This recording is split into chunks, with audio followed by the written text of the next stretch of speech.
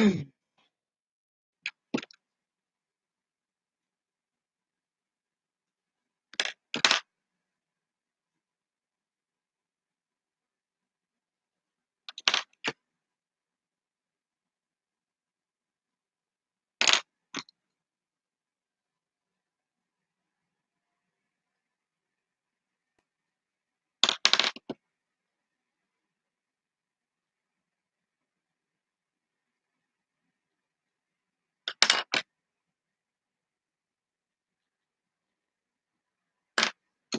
hello, everyone.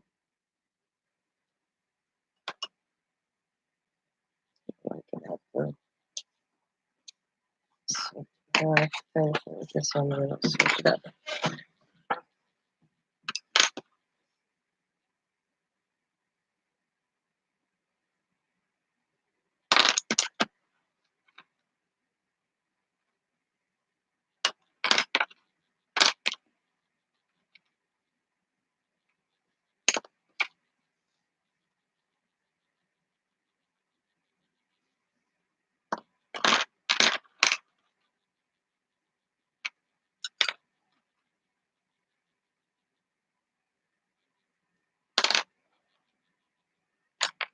I'm just finishing my cards I started this morning.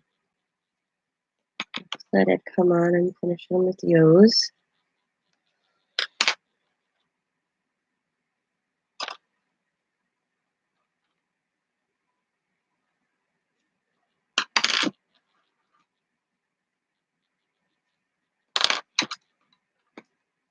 Hi, Michelle. How are you?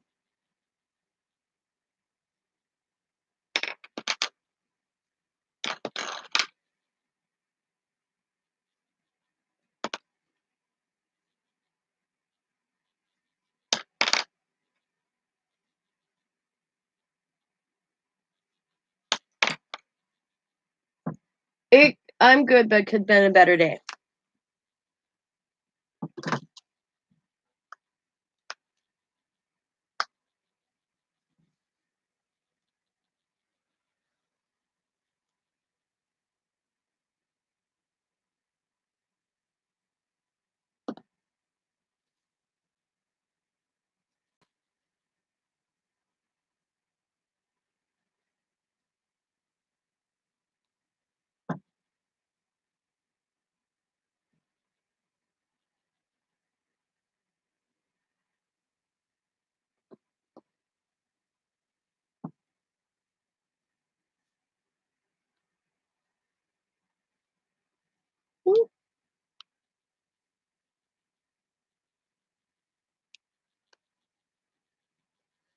I started these cards this morning, and I couldn't finish them because I had to leave.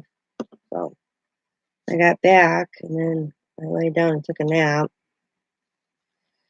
So I thought I'd just come on and finish them.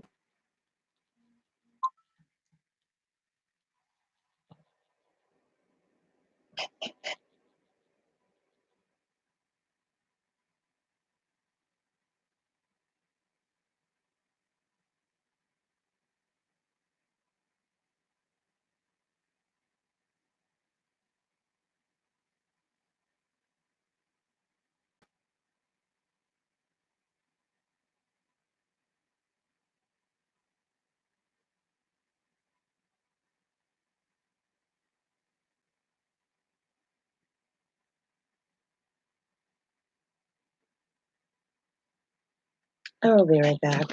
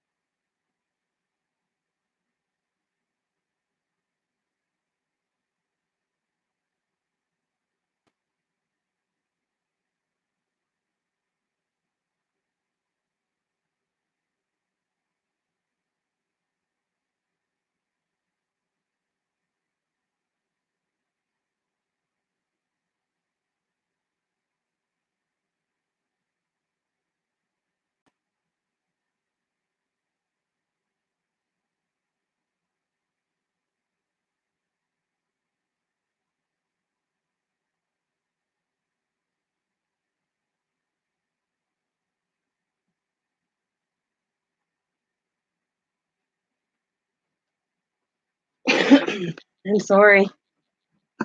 Hello, guys.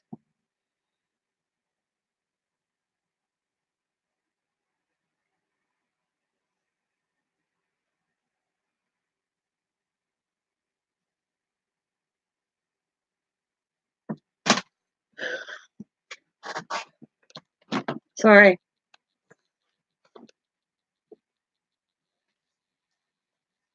Mhm. What was I doing?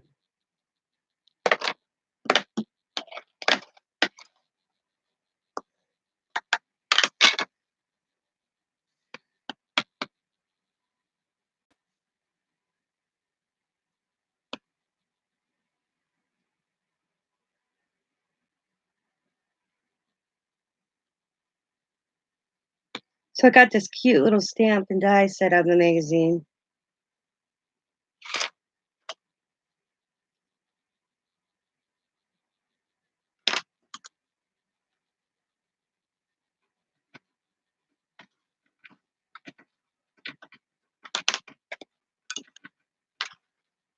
I did have a nice Thanksgiving.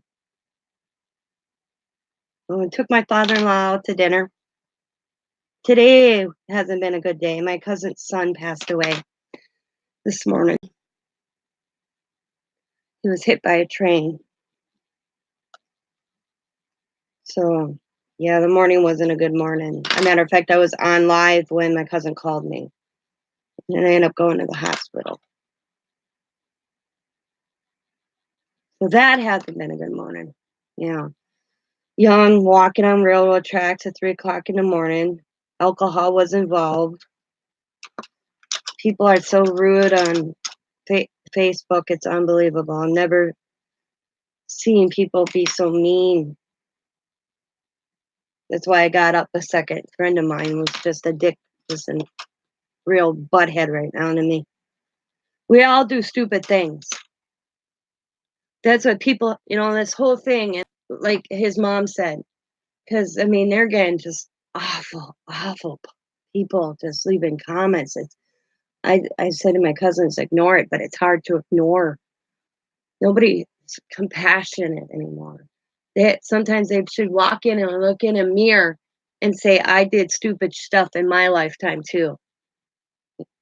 He was a 22-year-old kid celebrating his birthdays today. He died on his birthday. He's 22 years old, walking on railroad tracks, leaving a bar. I don't know where they were going. I don't know the whole story. Nobody knows. But we've done stupid things, and nobody's perfect. And when people leave comments,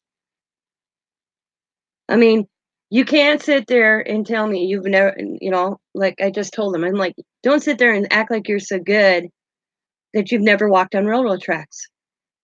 Don't say I've never, because you know what? It's not true.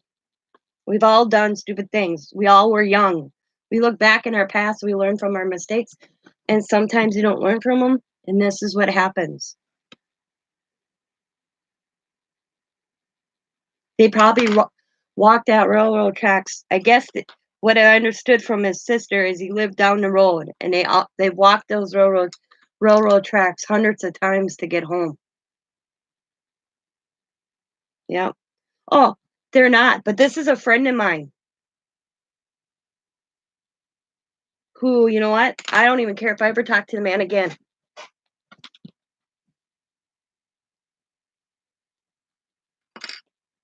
Shameful. No compassion. Who's against the law? Well, just remember, you're perfect. You've never broke the law. You know, unreal.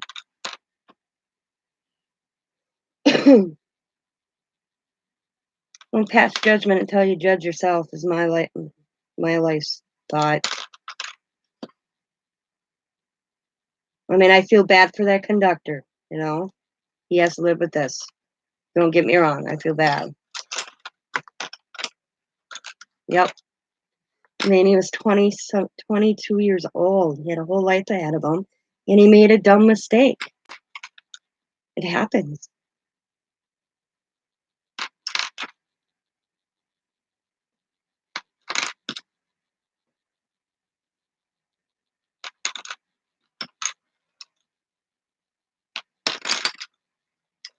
Show some compassion.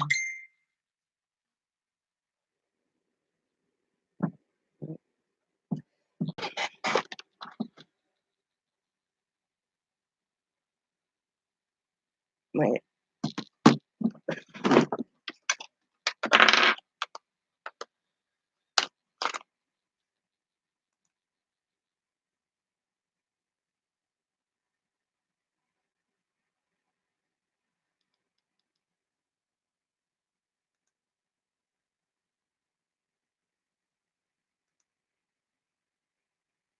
Unreal.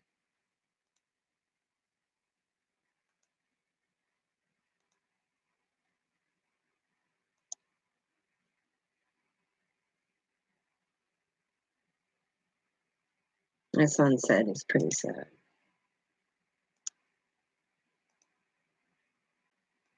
Yeah. His parents, I mean, he's a twin. I mean, it's to lose a child's hard. I seen the effect on my mother. To lose your child on his birthday, who share a birthday with his twin sister. I can't imagine. They, I can't imagine at all. I mean, I look at my own child who's the same age. They're all same age, and it's like, oh my God, yeah, they had to make the decision to let him go. They have to make that decision. It's hard enough. I've been through that with my brother. It's not fun.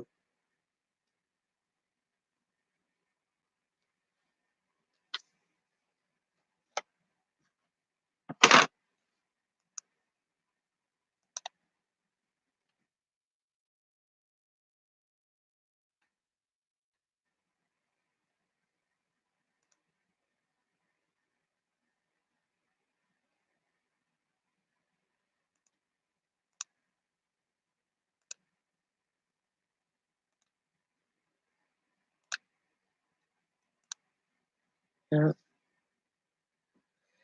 So I came home and then I laid down because I was up at 2 o'clock. And I thought I'd just come on and just finish my cards and maybe get in a crafty spirit here a little bit. And idiots.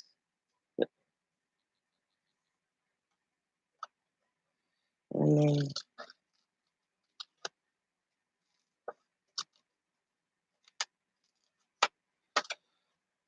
do you want to show? Oh, okay, these are the ones I got done.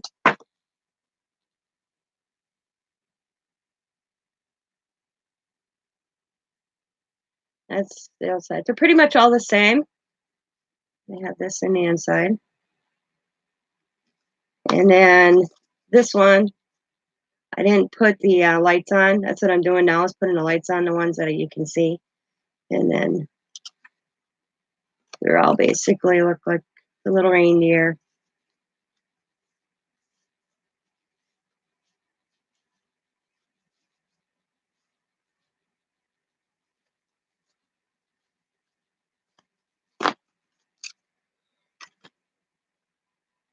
Mm. Hi, Erica. Thank you. Yeah, I did.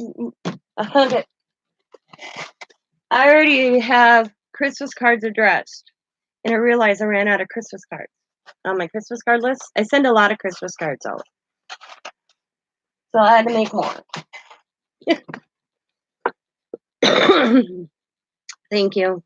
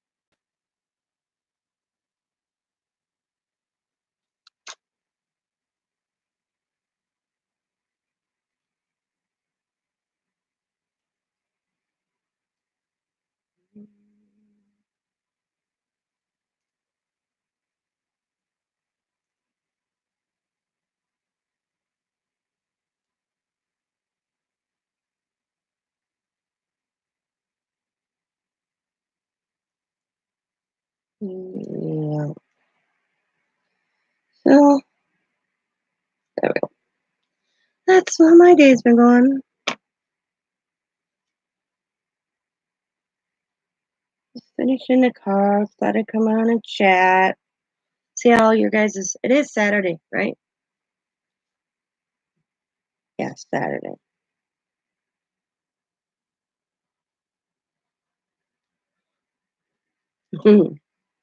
See if Joanne's had amazing reindeer in my story.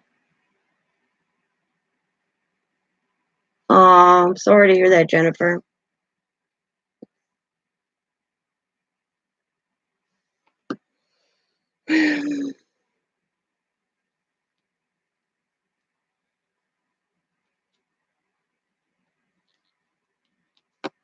You might be able to check Amazon. I noticed they've had some.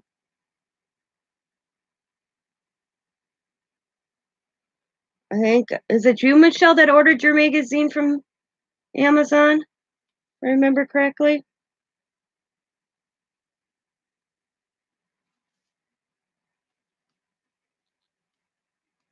I know somebody did.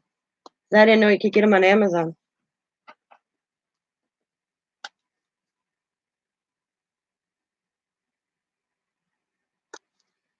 Yeah, I got mine actually at Michael's, and I wasn't gonna buy another one, but I fell in love with the little reindeer, so I had to. It's like, yeah, you're coming home with me.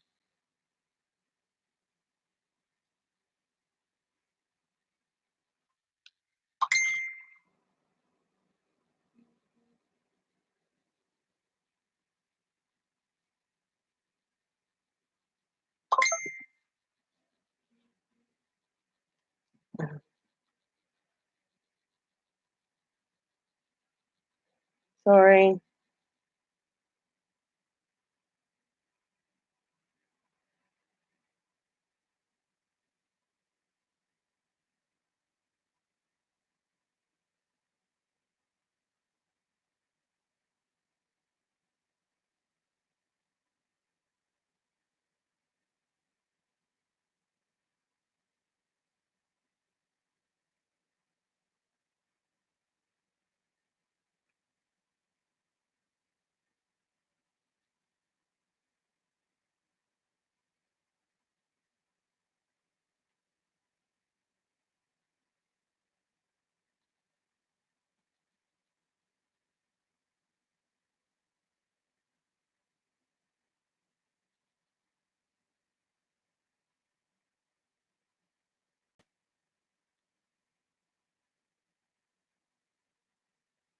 Mm.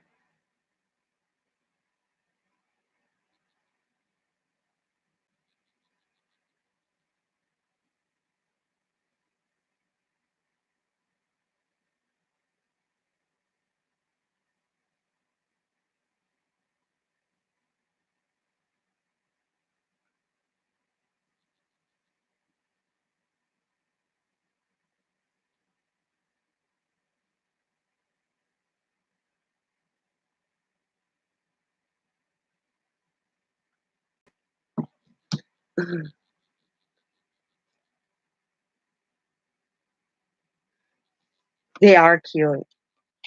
Very cute. He's very cute. Very cute.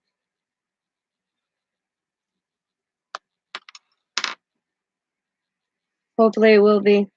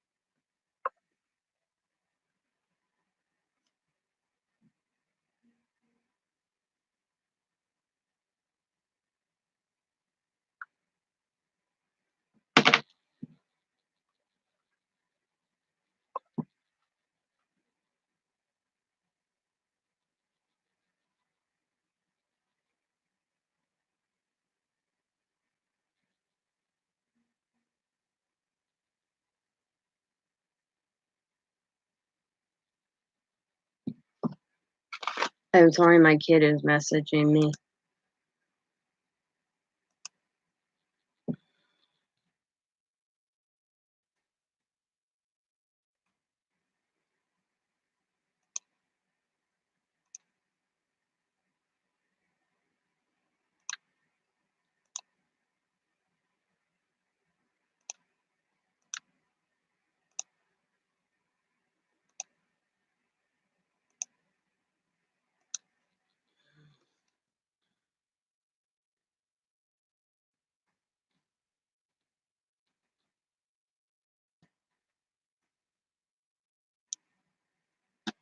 Yeah, yeah, yeah. Okay, there we go.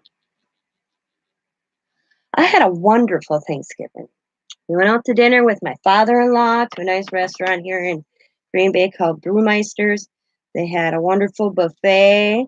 They had all the regular turkey Thanksgiving fixings with the turkey, the mashed potatoes, green bean casserole, you name it, they had it all. Pumpkin pie, pecan pie.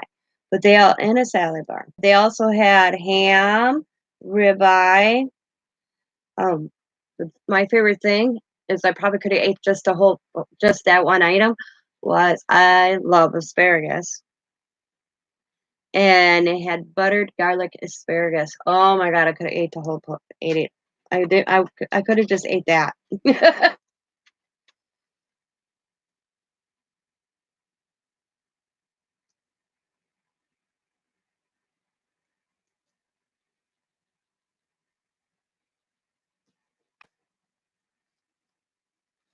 Oh, hi, Debbie.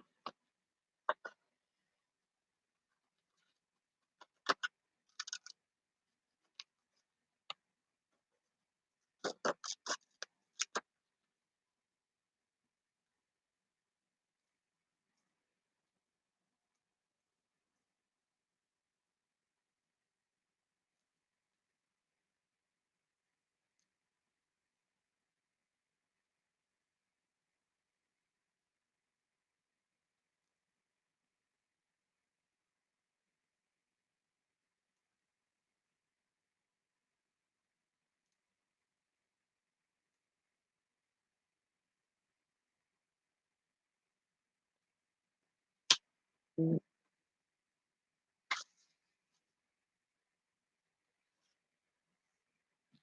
did some shopping. You went out in that madness yesterday.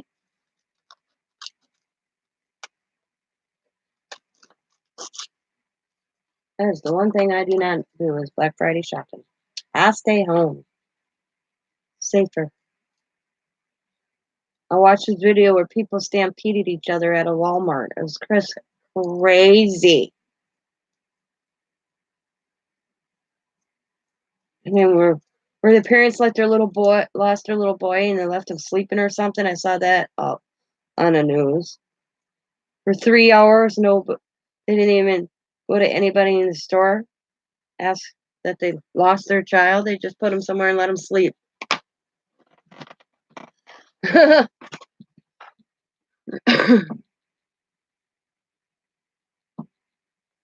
Yeah, I think that's just crazy.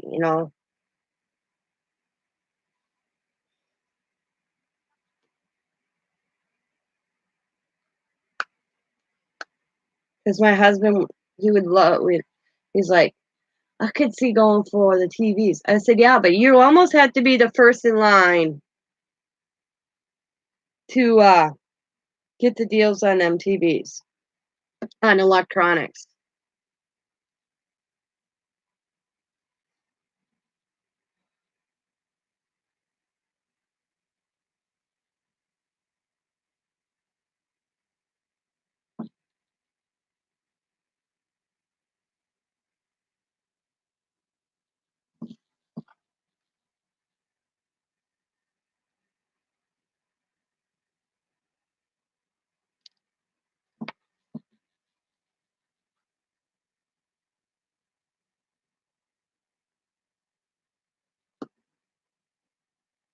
Mhm.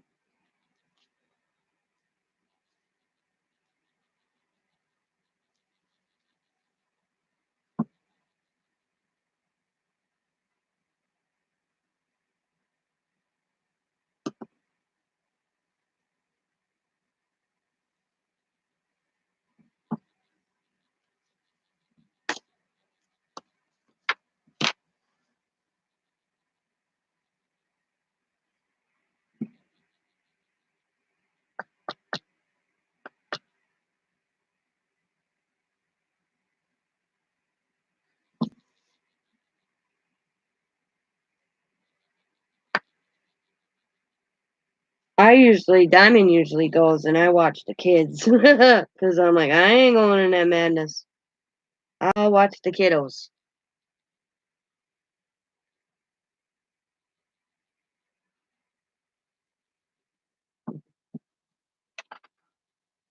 But you see what Diamond does?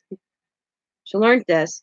She goes and picks toys up, and then she'll look at the sale, and if any of them she has on layaway, she goes in and gets a price reduction.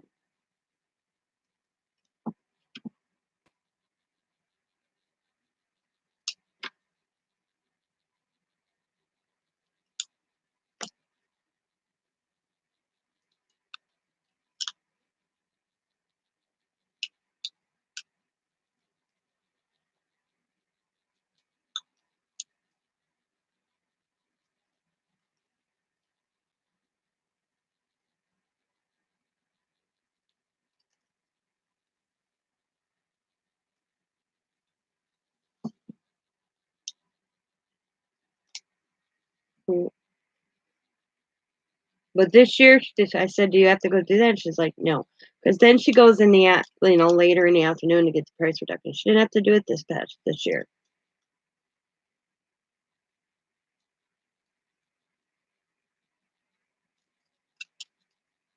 And then if they give her grief, this is what she does.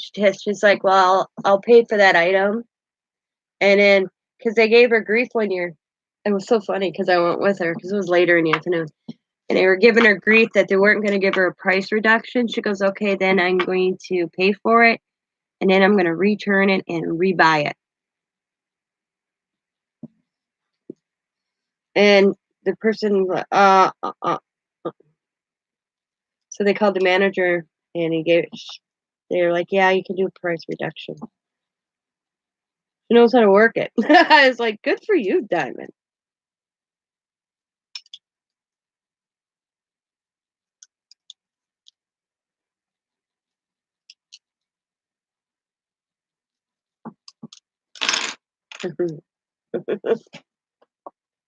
She learned from one of the best, me.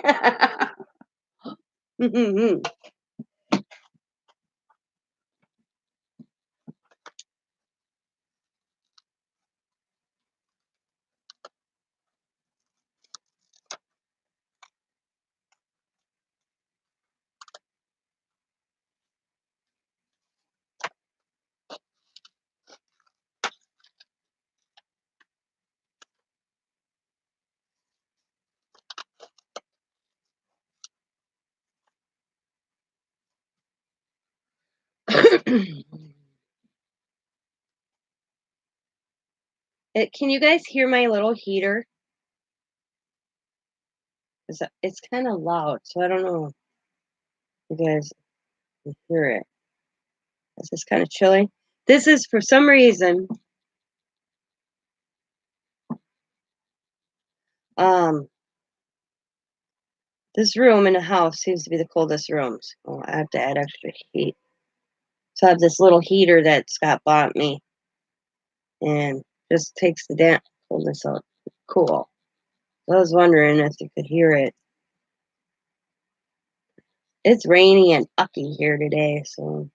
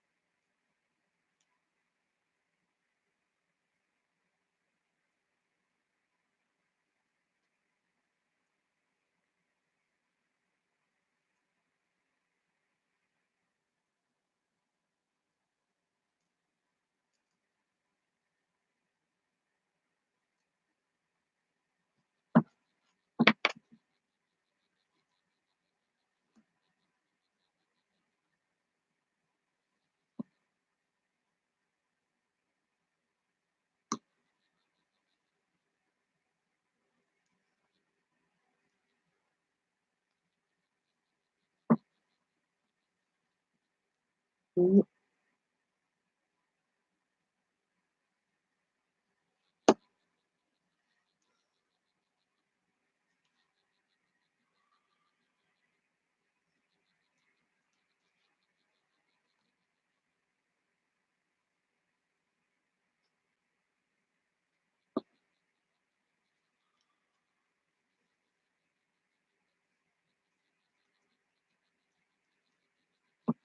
you're so cute.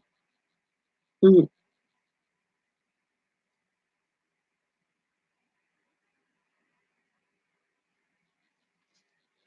you more to do. Oh, hang on. I think somebody's in my driveway. I'll be right back. Oh, who's he? I already said.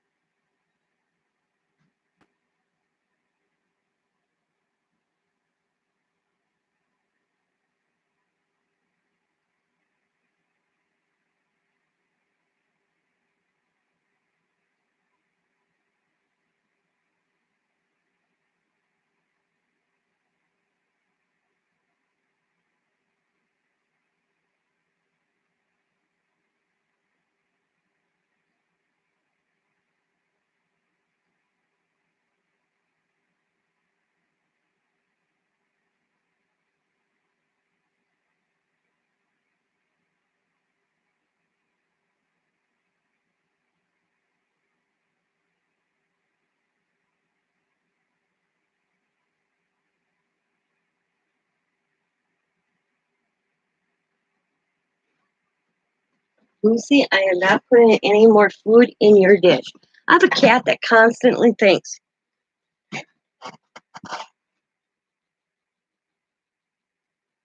Ugh,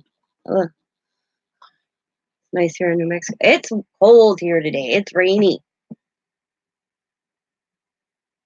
Yep, all our snow is gone. I wish it would just snow and cover the whole ground and stay, because I'm sick of looking at brown grass. It's depressing.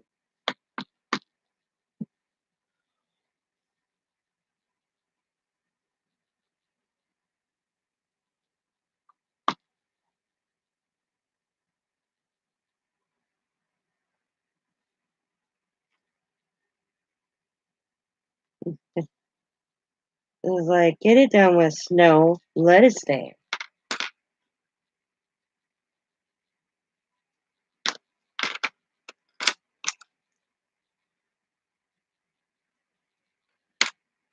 It was my neighbor. They get a lot of, I'm not, they get a lot of people at their house, I swear. I'm always hearing door closes, like doors pull in. They pull in my driveway and then back.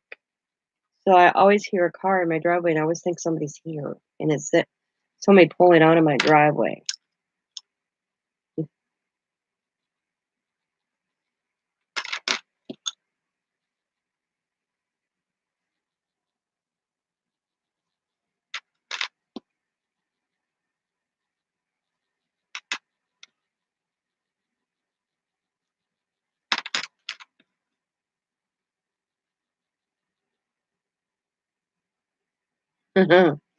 Well, yeah, where you live, I bet you it snows in the mountains, don't it, Jennifer? I don't know where exactly in California you are. I know where you are in California, but I don't know. Like, I'd have to Google Map to see the location itself.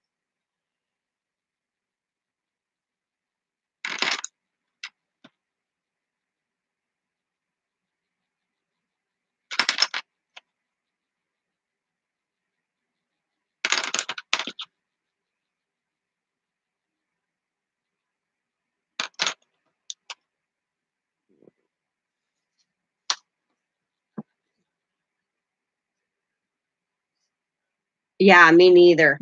Me either.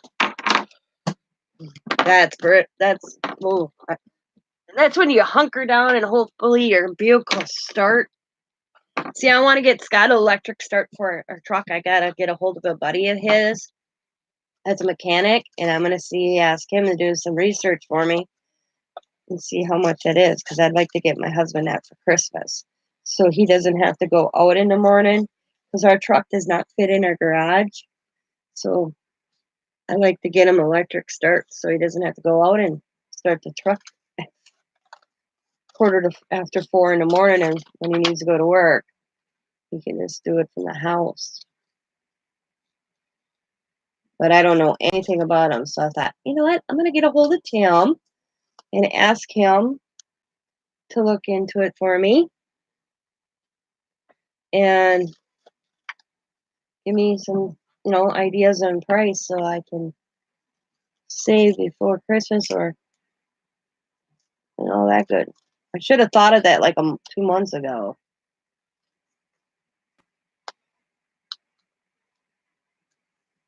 But it popped in my head the other day.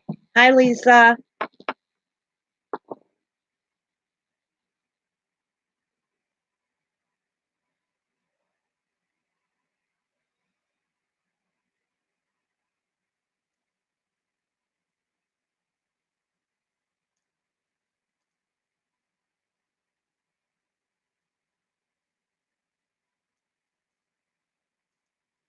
You got some really good deals at Walmart the other day. I looked at my Walmart, they didn't have spot like you did on those clothes. I was like, damn. I was looking, huh? I missed it.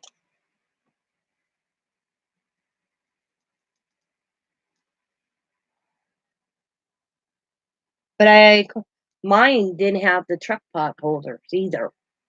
I'm so bummed. If they did, they sold out quick. But Scott's taking me to a different Walmart, a smaller Walmart. I'm gonna get lucky at.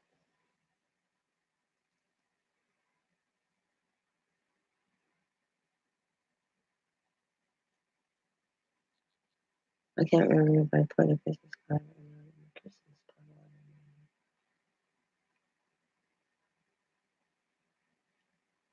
card. Oh, thank you.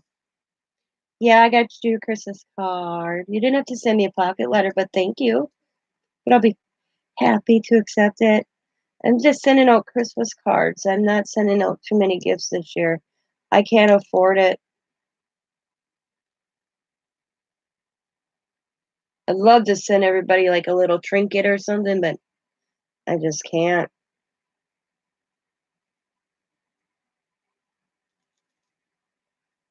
But I appreciate you. With me not babysitting like I used to, my spending money's down a little bit. Hi, Therese. I'm waiting for a hotel to open not far from me. So I'm gonna put my job application in and get in the cleaning department. And I guess they're having this cool restaurant in it as well. So I was like, man, these construction workers are pretty slow around here, and the hotels going up. I could ride my bike there. I could even walk. I got my name in the 4 that are around me, but I haven't worked since I've been a housewife since my kids were little. So I have no job references.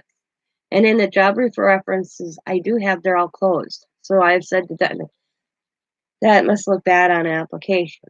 But the manager of this new hotel is Diamond's manager from where she worked, and I guess he wants to hire Diamond back. And she mentioned me for cleaning or in the restaurant, and I told him, I said, I only want about 20-25 hours a week. He's like, is she available on weekends? And Diamond goes, every other one. So he said that he'd keep me in mind because I said, even if it's like I told him, I said to Diamond, Even if it's every other weekend, Friday, Saturday, Sunday, every other weekend, I'll take it. So she was talking to him because, and he's like, "Oh, really? Yeah." And he said, he told him, "My mom's been a housewife all these years.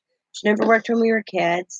She always then I was gonna go get a job. Then I became a mother, and then I became the babysitter."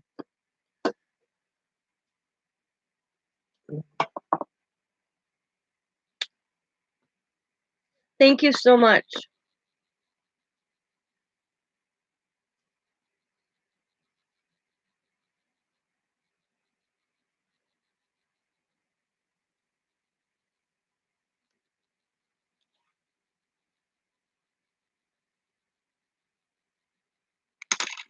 Debbie. Thank you.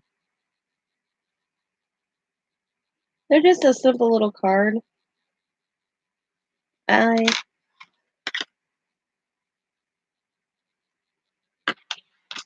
It's a simple one.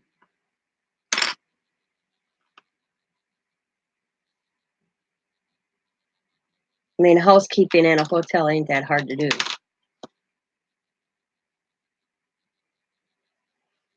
I did it before.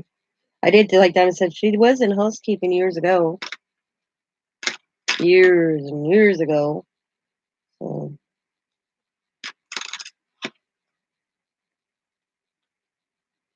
thank you. Just adding the last little touches to them. I started them this morning, but I couldn't finish them. So I thought I'd just come on for an hour. And then the hubby gets done with work in about 20 minutes. So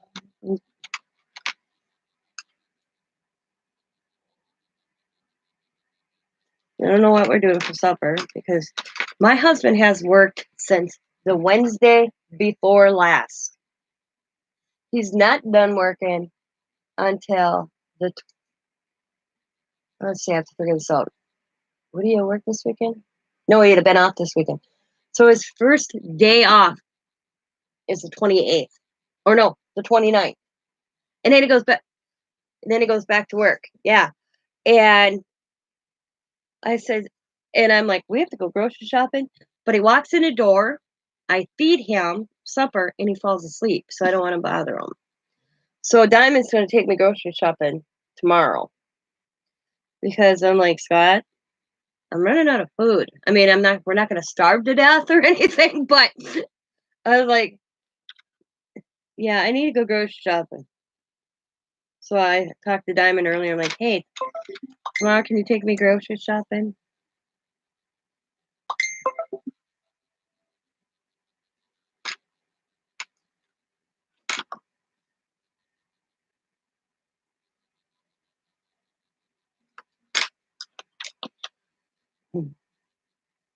Like, yeah, sure, Mama. That's the one downfall of not having a driver's license. I have to wait for rides. So. And today turned into a day that she was supposed to take me today, and I just didn't want to be out today. Went out for a little while because I had to. And I came home and took a nap.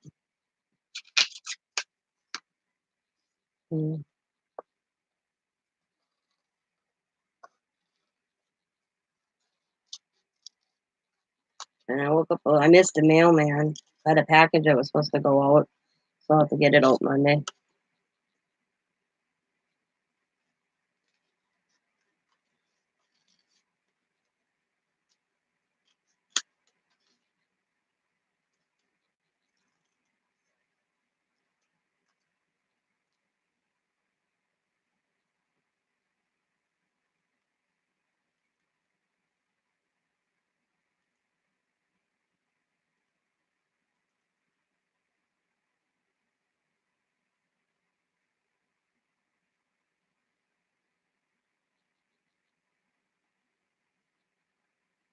Oh my God, that's a big turkey.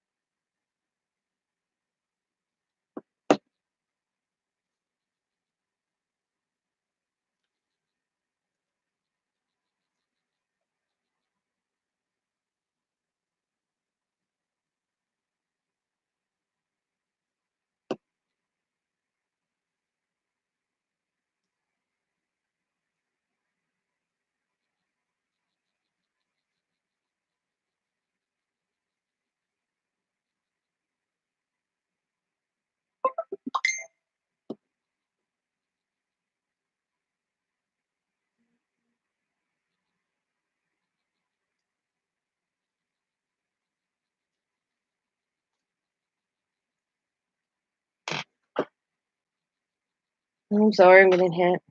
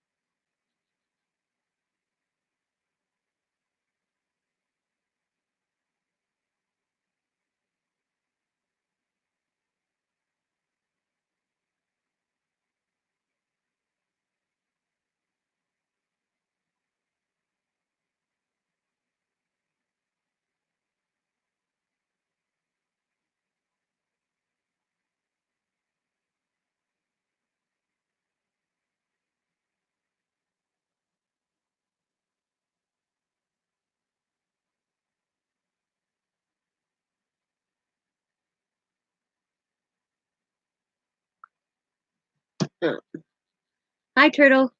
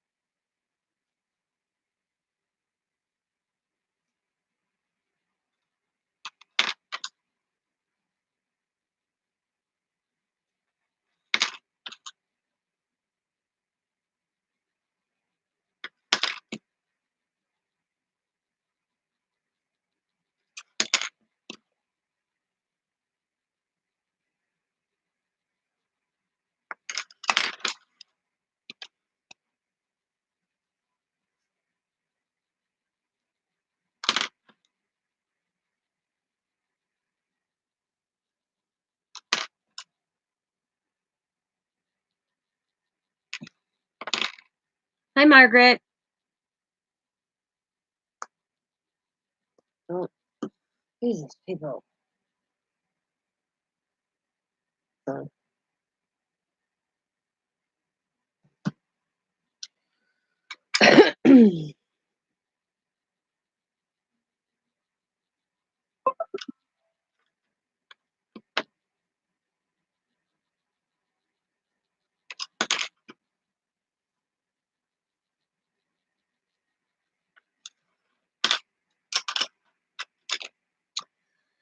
I'm good.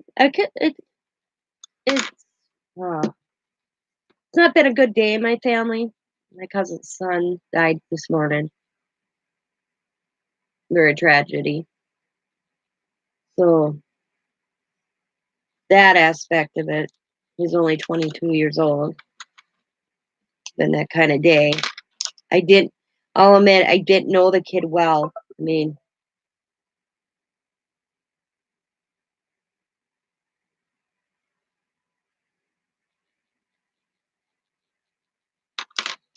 but it still affects. I grew up with my cousin. So hard.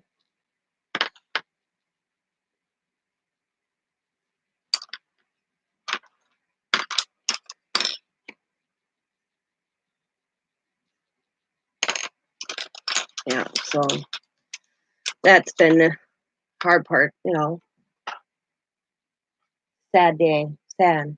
it's sad all the way around. I feel for a mother shouldn't have to bury their child. So devastating. But other than that, I think the thing that, like I said, I don't know how to word this correctly without sounding bad, is I mourned for my cousin, and I mourned because of her son, but I didn't know him well, and I keep thinking this could happen to my kid.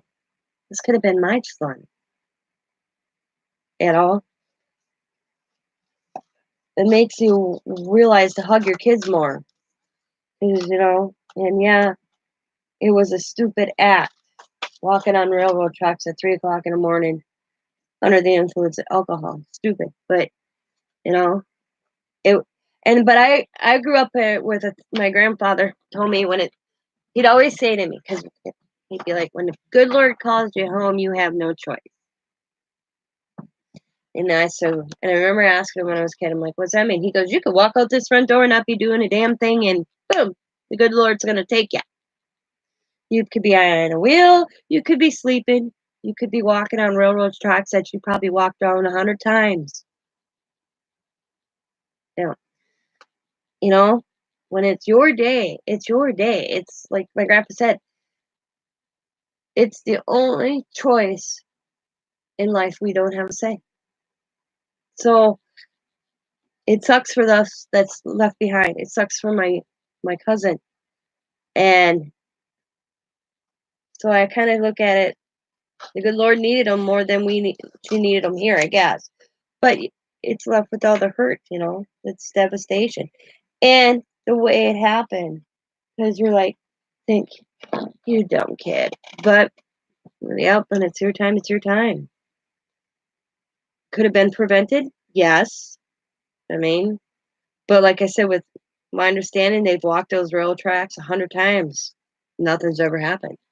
This time, I don't know how you don't hear a train, but you can't. I can't pass judgment. He's a 22-year-old kid. Yeah, who his buddy got off. This was him and his friend were both walking. So I don't know. I don't know the whole situation, and you probably never will. I mean, I guarantee his buddy is just devastated. So I know when I got up there, I didn't stay long. I don't even know why I went. My cousin Connie's like, "Yeah, please come up," and it. So I went up, and I was there maybe 10, 20 minutes. I just, I didn't need to be there, but my cousin knew I was there, and I thought, you know what, everybody was kind of, the immediate family was doing their thing with, the hospital and stuff like that. So I thought it was best that I just come home. I gave her a hug, and my aunt,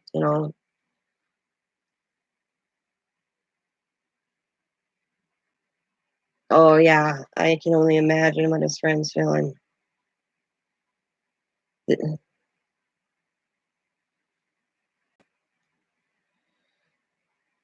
See, trying to think. 6 years ago, I'd have to look. The elder daughter lost her two sons in a tragic car accident too. November is not. I said to my daughter, I said, November is not a good month for my aunt. She lost two grandsons in a car accident 5, 6 years ago, and now this. So devastating.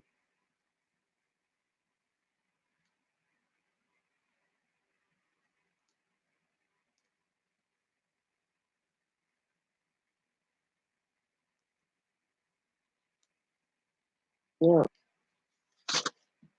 So I hugged my aunt, and they lived 30 minutes away. They were all headed home. So, and you don't know what to say. That's the hardest part, especially I kind of said, yeah, I came up, showed that I cared, or it's not like I wouldn't care if I didn't go. Yeah, I know. I know.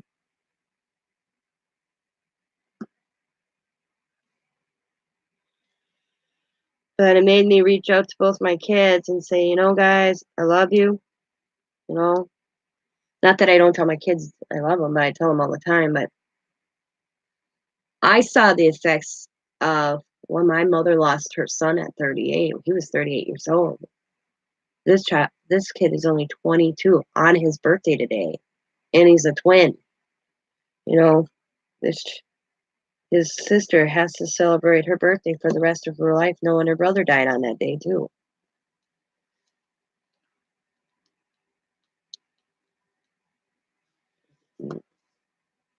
The thing is I rarely talk to this side of the family anymore since my mother died. I was My cousin Connie's the only one that really reaches out to me, and my cousin Dawn. The rest ignore me. So ever since my mom died,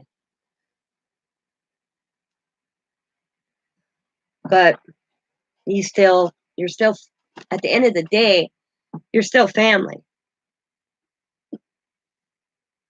Yeah. So they would when my mom passed away, they all showed up at the hospital too. So I thought it was I best do it. Ate how'd I put it?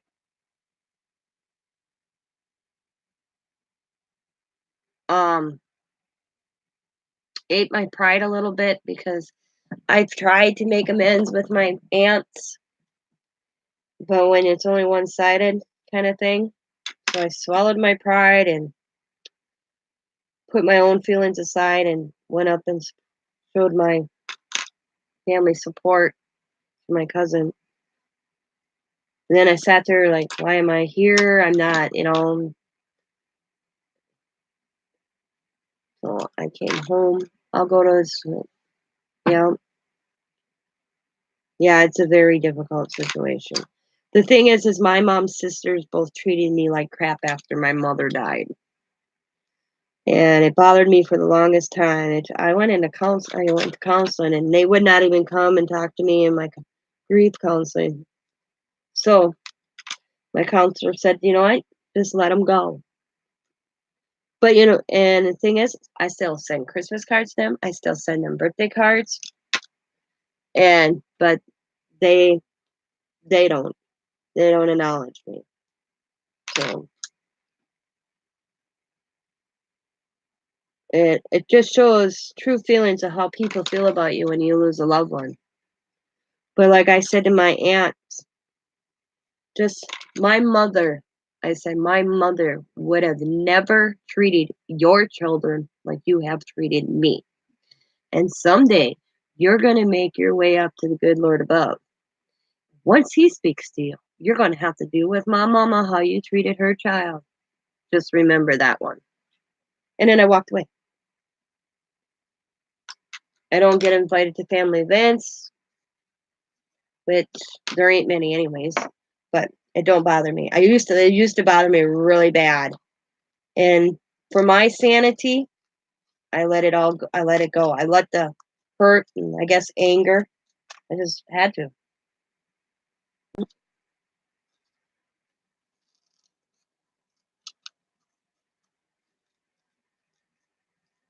And it was over petty stuff because they kept stuff that they shouldn't have kept of my mother's. And I'm like, it should have been up to me who received what. And my stepfather sent a bunch of stuff up here because the thing is my stepfather packed up everything when I was on vacation after my mother passed away. I had to get a lawyer involved to receive baby pictures of my brother, me, my children. Yeah, you know. So he sent it up with my aunt and uncle, only to discover once he sent it up with my aunt and uncle, who he's friends with, went through it. and my aunts picked out what they wanted first. Yeah, it was my mother's sister's grandchild.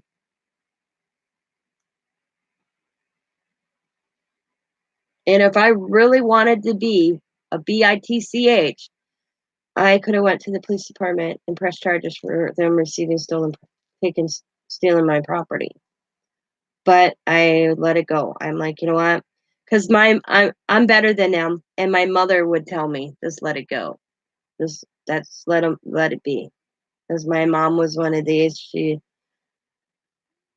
she never hold a. I don't think my mother ever held a grudge in her life.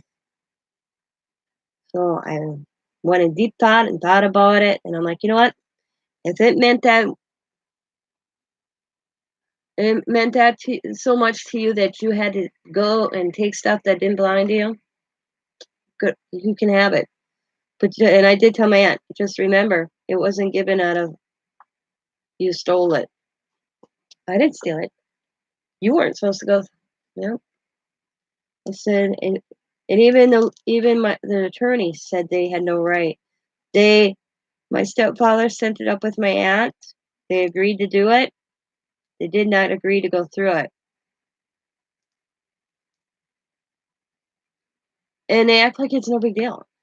And I've been my mom's best friend, and this one my mom's best friend said to my aunt, "You should have let Tina have the option to give it to you." And I would have. And it would have probably been no problem. Hey Tina, if you're not, you wouldn't mind, blah blah blah, because I did that with my mom's best friend. Because my mom and my mom's best friend, they went on vacation every year. They went somewhere, and my laugh because my mom would pull over no matter where she was. She had a thing for trees, and she'd take pictures of trees. I mean, she would knock on people's doors to go take a picture of a tree. So I did, and my aunt Sandy said she would just shake her head, just laugh and shake her head.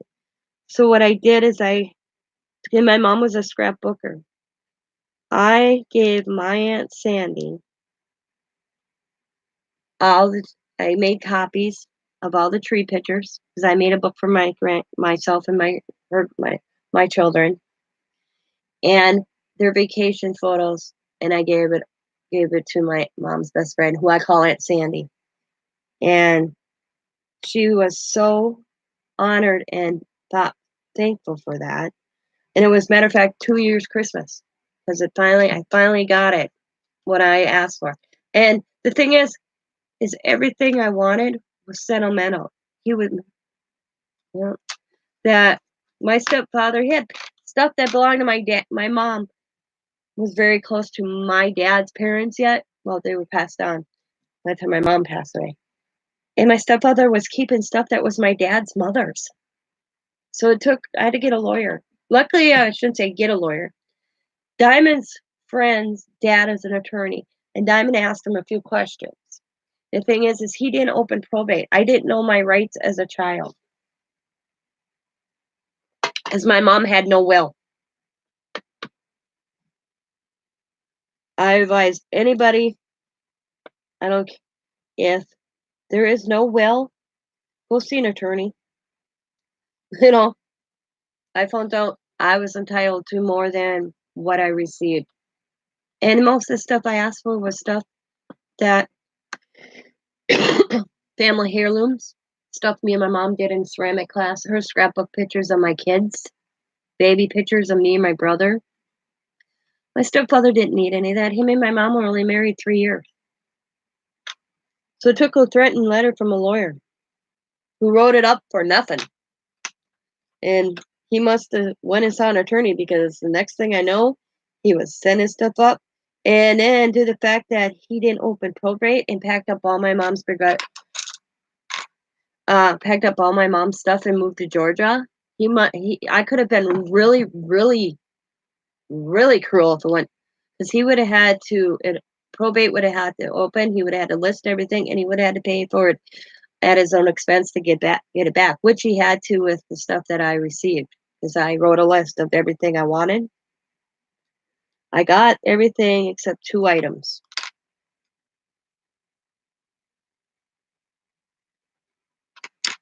Yep. Yep, I try to be rise above it. I finally had to let it go because it was driving me crazy. And one day I was sitting here and my mom made a comment because I wanted my mom to get a will or a prenup.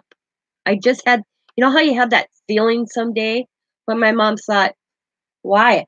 Bunch of my stuff's from goddamn garage sales, she said, and thrift stores, auctions, you know? But I said, Mom, it's the little stuff. And she's like, what's the little stuff? I said, stuff that was me and Timmy's that you have that we made you. Stuff, stuff like that. And her attitude was, Jim would never do that to you. You know, he'd never do that. Well, you don't know. I come to realize I found out differently. And I guarantee if my mom would have thought differently. But I didn't know my rights because I didn't go talk to a lawyer. I just assumed because they were married. Well, then when we wrote the letter, he must have went and talked to the attorney because he coughed up the stuff I asked for real quick. Because I found out from the attorney I talked to that he would have had probate wasn't open on my mother. That's where I would have learned my rights or anything regarding not having a will in the state of Wisconsin. He wasn't I would have got more they weren't with 7 years in the state of Wisconsin. They didn't have community property. And pretty much anything that I listed I would have got. And it wasn't much. I paid for my mother's funeral. He didn't pay a dime. So but I decided enough was enough. I was the one hurting, they weren't. You know?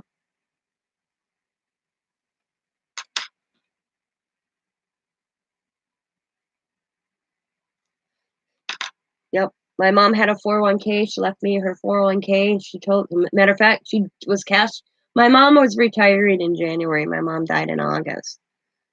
And she was gonna, because when my brother passed away, my brother owed her a good sum of money, and my mom was always trying to keep things fair. She was gonna cash out her 401k and buy me windows and siding for my house. And I kept on telling her not to worry about it. Enjoy that money, you worked hard. But she felt guilty and the fact that my brother owed her so much money. So she gave me her one, I was the beneficiary of her 401k. Years ago, that was all my mom had was a 401k, and she told my brother and I to take that money and pay for her funeral. Well, then when she got a different job, she took a life insurance policy out, gave her husband a life insurance policy for $60,000 to pay for her funeral. And he wouldn't help at all because my aunt stuck their nose in there and said, "Remember that 401k is supposed to pay for your mom's funeral." And I was willing to split the cost with him. He wouldn't do it. He told me to cancel my mother's funeral. When I discussed, "Are you helping pay for my mother's funeral?" Which I didn't know, and I could have been, but like I said, I had talked to my best friend's dad because I found out from the funeral director when I called him, I didn't know how that worked, and you know, and he's like, "Well, legally he's responsible because he signed the papers." So I could have just said okay and went with my mom's funeral. They would have went after him, not me. But I rose above it when I was talking to my best friend's dad, and he's like, "Tina, how would you feel if you didn't follow this through and your mom's, like he stopped your mother's funeral?" And I said it would devastate me. He goes, "Then you know what? It's only money that you didn't have anyways." So I did it, and I'm proud of it, and I can always say, just remember how you treated my mother in death and her daughter and her grandchildren. Yeah, and like I always say, they're gonna get up to the pearly gates. They're gonna have a lot of answering to do to my mama. And she not gonna be happy. But yep. So I said, me and Scott got a simple will. We don't have much, we have 2 children.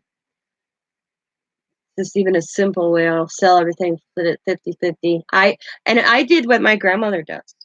My grandmother would take a piece of tape and write a name on the back with masking tape. She'd write the person's name on the back. So if you go through it when you were a kid and you went to look something at your grandma's and you turned it over, you'd see a name. And that's how she did things. And my grandmother gave everything back that you ever purchased to the person that gave it to her. My mom and I had boxes full. When my grandma passed away, my grandpa started putting things away. Yep. And I remember my aunt and my cousins going, "Why are Tina and Patty getting so much?" Because there was boxes and boxes. But we are givers. And my grandpa said, "Mom," and he always called my grandma Mom. It was always funny. Mom had to put everybody's name on stuff that was always given to him. She always said it goes back to him when she died. So my mom and I had boxes, loads of boxes. I mean, and plates. You know those collector plates that have stuff on? My mom, when she started truck driving, my grandma collected plates. My mom got her every state except Hawaii and Alaska because my mom was in a truck, went through every state. So she'd always buy my grandmother a plate. She had every state. So we got them. My mom got all them back. And my mom ordered her Alaska and a Hawaiian plate to put on her wall because my grandparents lived in an old farmhouse. You walk in my grandmother's house and it was all plates all over. And you just see that's bad side. People. I told my dad he better have a will, and I don't know if he did because he's stupid. My dad is another one I'd like to kick in his butt. My father-in-law does. Remember, and my father-in-law has a cause in his will. He told me. I kind of laughed because he said I made a comment. I said, Dad, you could put a cause in your will. He's like, what's that? And I told him, I said, if Scott or Annette fight, they get $5. And he said he went to his lawyer and he changed it. He's got a cause in their fight. If one protests exactly what his will says, they only get $100. Because I said it's going to be an argument, and it's not going to come from your son. And he told me he did that because he said it was a good idea. I laughed.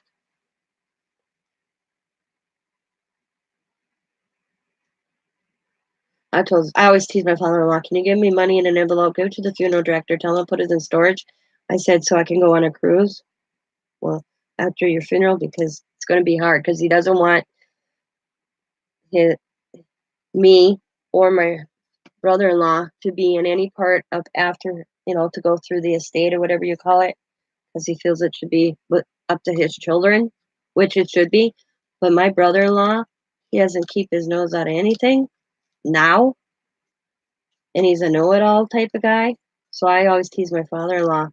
Yeah, just pay for me a cruise. Give it to the funeral director to hand to me so I'm out of town because it's going to be hard to stay out of it when I'm seeing my husband's frustration.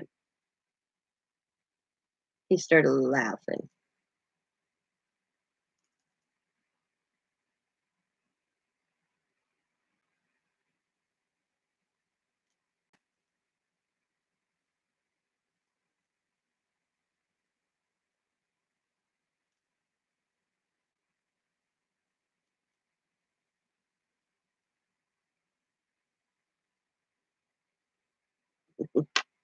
You know, well, the thing is we live 6 houses down from my father-in-law. We chose to live here so that he can have his independence yet, because he's 76 years old. He has his independence yet. We have our independence yet, but we can also be there when he needs us immediately. They live, was it,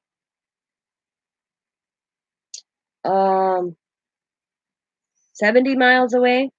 They're lucky they come up here three times a year to see him. 60 miles, yeah, some like 65, 70 miles. To me, on the interstate, that's nothing.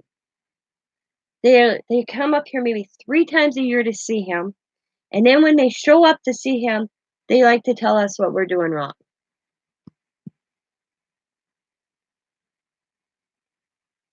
And you bite, and I finally had enough 2 years ago, because I go down and tidy up. Not, my father-in-law's not a dirty man, but I go down, mop his floors, you know, vacuum and stuff every other week if he lets me. Sometimes he'll be like, "Oh, I don't need to be done." We let him do his own thing, because you don't want to, like I told Scott, you don't want to get in on the bad side of him because we are close to him. He still wants to vacuum his own carpet. Let him vacuum his own carpet. If he tells me he doesn't need it, I don't do it. He's good at asking when there's something that he can't do. And he knows I'll come down, like, he can't mop the floor. He's got a Swiffer mop, but once in a while he'll spill something, and a Swiffer mop just don't cut it. So I go down once a month and I mop his floor on my hands and knees once a month. Other than that, he uses Swiffer mop. And I just literally a day before mopped his floor on my hands and knees, and or 2 days earlier. And I was at my dad's and I was cleaning his door. His door had it was all black around the handle and stuff. And so I decided to go down. I was cleaning the door and they just showed up out of the blue. And then they walked in and there was a sticky spot right where my father-in-law sits. And they made a comment, "Wow, this floor needs to be cleaned, you know." And I'm like, "I just cleaned it, literally." That's why I'm doing the door, because when I was mopping the floor, I was at the you never look when you're kind of reach to go outside, you just automatically. Well, when I was mopping the floor, I was at eye level with the handle. I'm like, "Oh my God, this is bad." you know, that's what made me clean the floor or clean the door, is I noticed when I cleaned the floor. And I'm like, "I just mopped this floor yesterday." Well, there's a sticky spot. And I made a comment. I'm like, "Instead of tell me about it, why don't you get off your butts and do it?" You know? "Oh, RDs can't take it, blah, blah, blah, blah." You know? And my father-in-law, and I walked over, and I'm like, "What the hell?" My father-in-law goes, "Yeah, I spilled a drink last night. I just he just did a quick wipe up. He didn't take the Swiffer mop out. All he did is wipe it up with a paper toweling, so it was sticky." And I totally came unglued. I'm like, "Don't you guys show up here and pass judgment when you guys don't come up here and help them at all? Like, oh, these walls could be washed." Well, yeah, we know that. And Scott and I wanted to do it. And my father in law's exact words were, you can wash them when I'm gone when you go to paint, because my husband gets the house. They don't bother me. I don't get any company. He says it's only you and Scott that come over half the time. He says, I don't. And the thing is he also looks at it the fact that he knows it's just Scott and I doing it. We do his leaves, we do his lawn, we do his snow blowing, we do that all. Nobody else does it. You can't. I asked him one day, I said, "Who would do your leaves and your snow and your lawn if it wasn't for Scott and I?" He said, "I'd have to hire somebody." They could come up, like I said, there's no excuse in my book that once a month that your sister cannot come and see her father. Not an excuse in the world. I said, "I don't buy." Yep. I'm like, "Nope. It's all an excuse." Yep. They do nothing except show up and think they have the right to to have an opinion. And last time that they made a comment, I said, "Your opinions don't count. When you start contributing to Dad's well-being, then you have an opinion. Until then, shut up." And they went to say something, and that's my brother-in-law, because they got upset because I made a comment. My husband is all medical when it comes to my father-in-law. He makes the medical decisions. And I found out going through a bunch of stuff with my own dad. And I said to Dad, I said, "Do you realize if you get in an accident, they can't notify me? They can call my number if you give them my number, but they can't tell me. Or if they happen to realize that this is my number, Scott has this number and he's at work. I get this number, I get this phone call from the Green Bay Police Department or St. Vincent's Hospital. They can't tell me. They cannot tell me legally." So, and he goes, "I can't." I said, "If Scott's at work, they can't tell me for me to get a hold of Scott at work." I said, "There's." So what he did is he amended it where I can get notification if something happens with him, so that I can at least get a hold of Scott, because he never looked at it that way. See, that's how I notice things and see things. So he talked to his attorney, he talked to his clinic, and they're like, "Right, she's right. You don't have her down as next to kin." So he amended it where I can get notifications if he gets in a car accident or something. I cannot make any medical decisions, none at all. And my brother-in-law had a problem with that because they're not here. So dad has it's Scott first, and then his daughter, and so forth. And he got all mad because he wasn't on any paperwork. That's not fair. Dad's, blah blah blah.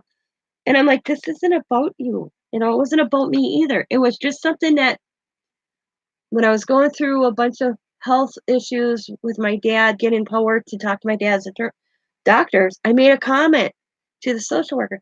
I said, "What if my dad gets in a car accident and he has me nothing down? Even as his daughter, there are there are laws." So I made that comment to my father-in-law, and he got that just amended that I can get notification, so I can notify my husband, "Hey, dad got in a car accident." And matter of fact, 2 years ago it happened. He got in a car accident, went by himself, but the police officer asked, "Could is there anybody he wanted to call?" And he says, "Yeah, I should let my daughter or daughter-in-law know." So then they called me and let me know. He wasn't hurt or anything, but me and Diamond went right to him right away. But and I'm one of these, don't show up and start telling me what to do when your asses don't even come up here and help at any of anything. Simple, come up and clean his house. You know, come up and visit, even if they didn't even do a damn thing. Come up and visit the man 3 times. 300 was that 365 days, 52 weeks a year, and you come up 3 times a year. You only live 60 miles away. Pathetic.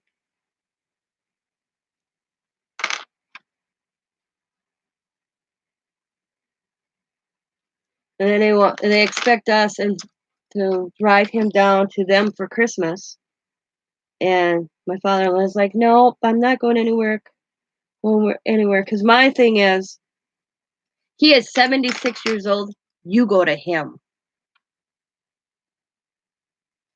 Well, he comes to your house. I said, "There's a difference in because he doesn't drive out. He doesn't. He only drives in town. If it's out of town, Scott takes him." And one year we took him. They said we are eating at 2 o'clock. We ended up eating at 6 o'clock, and we were 120 miles away from home. And my husband had to be to work the next day. And so my father says, "Nope, we'll never do that again." And he gets, and it's not just like it's the father. It's how my father-in-law put it. It's not like it's the daughter, her husband, her children, and grandchildren. It's also the brother-in-law's family. So it's not just like this. So and after a while, he has my father-in-law suffers from anxiety. That's why with the grandkids, we go down, we visit for 10 minutes, and then I go back with the grandkids, my grandkids, his great-grandkids, because after a while, they get all excited. In the summer, we visit more because then dad comes outside and he sits, but if in the winter or when it's cold, we maybe visit 10 minutes because I can see the anxiety. Oh, yeah, selfish and rude, very. I know, I said, well, I told my father-in-law because my father-in-law, not to speak bad of my sister-in-law to your father-in-law, but I told my father-in-law, the influence that you had on Annette are gone. She's been married to this man longer than she was your Massey's, I said. Maybe your daughter, but she doesn't have your name anymore. So any of your upbringing and logic that you instilled in her is gone. Gone. She,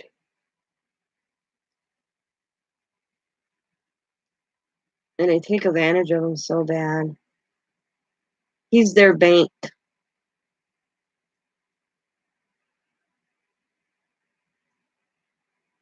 And lie. Unbelievable the stuff they pulled. I don't know how I got in this subject, but oh, I'm sorry. Yeah.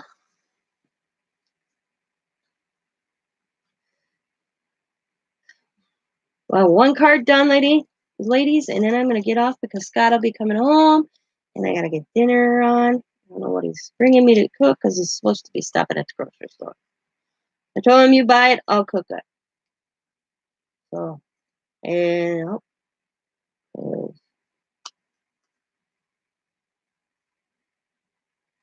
because I told him I'm tired of pizza.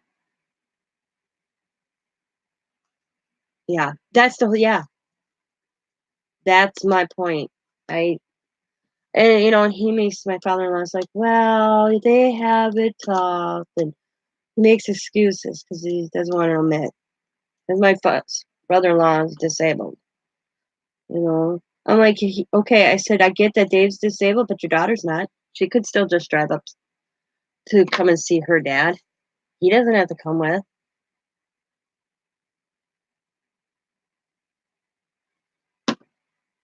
I said, my mom made sure, and I think this is where my upbringing comes into effect. My dad never, I wouldn't probably see my grandparents, my dad's parents, if it wasn't for my mother. My mother made sure I saw my grandparents from my dad's parents. It, if it was left up to my dad, I would probably never seen him because I never seen him. My dad would not show up to pick up his children for his visitations, and after a while, you quit waiting. So I think that's where I don't know, my upbringing, my attitude about that when it comes to the elderly. You get to a certain age, you visit your grandparents. You don't expect them to go there. You go to them. And Diamond, she goes see my father-in-law, I bet you every other week, if not more. And the grandkids are here so often, and he lives right down the road. But even if we didn't live this close, we always came and visited. Um, it's glitter glue. We always went and visited my in-laws with my children because that's the way I was raised. You went and saw your grandparents, and I lived with my grandpa, my mom's mom. So, but even before then, I remember my mom making trips, so we went and saw my grandpa and grandma. But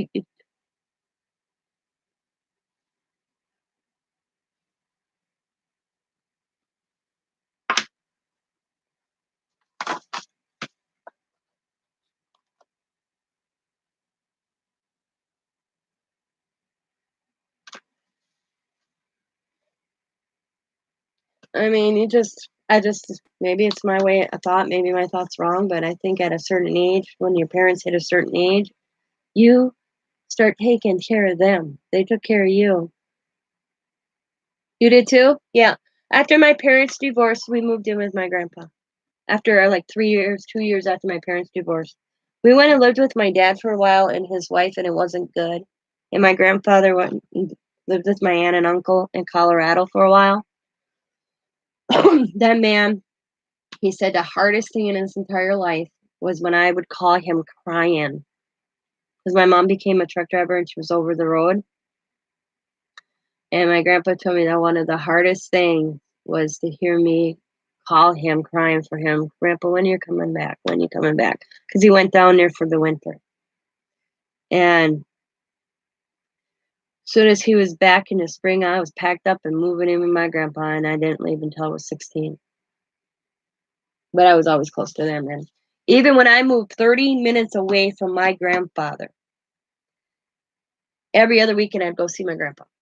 And then he came to Green Bay once a month, sometimes twice a month, and he'd call me when he'd leave Styles, which was 30 minutes away, and I get Diamond bundled up, right, waiting, and when it I'm like 20 minutes to about half an hour, I'd start getting her and I ready, and I'd see my grandfather pull in my driveway, and he'd pick me up. I'd put the car seat in the car, and we'd go shopping all day in Green Bay because my grandpa was a cute. I laughed.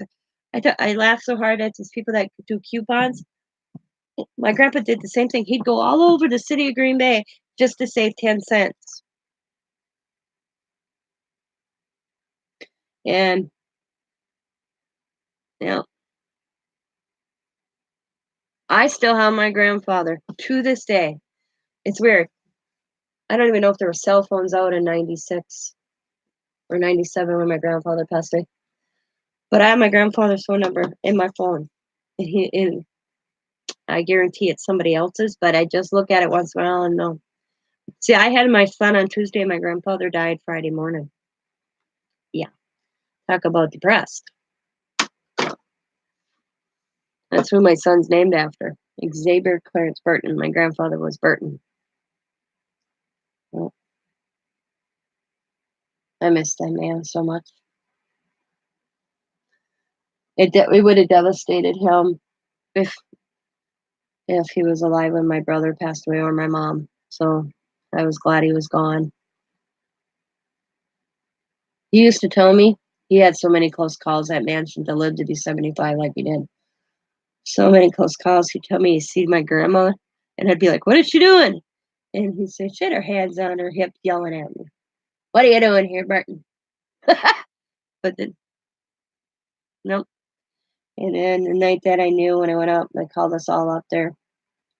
He's like, "I saw Grandma." And I'm like, "What is she doing?" "Just staring at me over there in the corner." And he pointed, and I knew. I knew her. I looked at my mom and said, He's not gonna make it."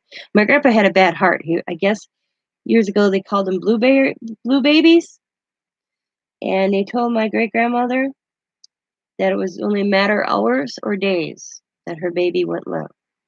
And my grandmother, great grandmother, told whoever delivered my grandfather, "You don't know what you're talking about," and brought him home. And my Uncle Chancey, who was 3 years older than my grandpa, could remember that baby. And he said my grandfather was lucky he fit in a shoebox. But my grandfather, my great grandmother, did something because my grandfather lived to be 75 years old. And one of the funniest stories is my grandpa had to go to the VA hospital. My grandfather had a really bad heart. I don't know. He had 8 open heart surgeries in the lifetime just of me. Died 4 times on the operating table. And he always brought him back. And then he'd be mad. He looked at a doctor and he said to this doctor, "Did I ever have you before?" And the guy was looking through. He goes, "Oh yeah, back in da da da year 1972, you had me, because the VA doctors switch out, you know." He goes, "I thought so." My grandpa had a smart memory. Oh, my grandpa had a clever mind. And he says, "Yeah, I know who you are." He goes, "You do, Mr. Cox?" "Yup. You're the doctor told me back when my when my daughter here, and this is my granddaughter, but my daughter was pregnant with her. You told me I had 6 months to live." Jeez. And then he called me Bugs. He's like, "Bugs, how old are you?" I'm like, 25. "Yep, that was 25 years," he goes, ago, "and I'm still here. I don't want to see you. Get me a different doctor." I'll never forget that. Yep. He was, yep. That was my grandfather. I'll never forget that. I laughed so hard. I'm like, "Serious, Grandpa?" He goes, "I knew I recognized that last name." See, I always said my grandpa's heart wasn't going to kill him because he had such a big heart. And it didn't. His kidneys failed him, and he chose not to get um, the procedures. He told me he wanted to he talked to it with my mom. He discussed it with me that he chose. He did not. 75 years old. He said he was ready to go. And my grandmother died when my grandpa was only 54, 55. He was an early widower, never remarried, never.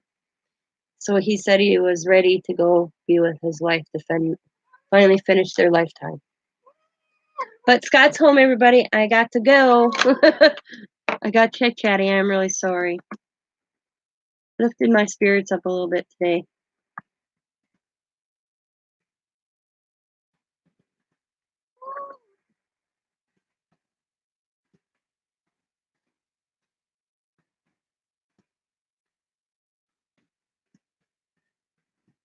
Thank you, ladies.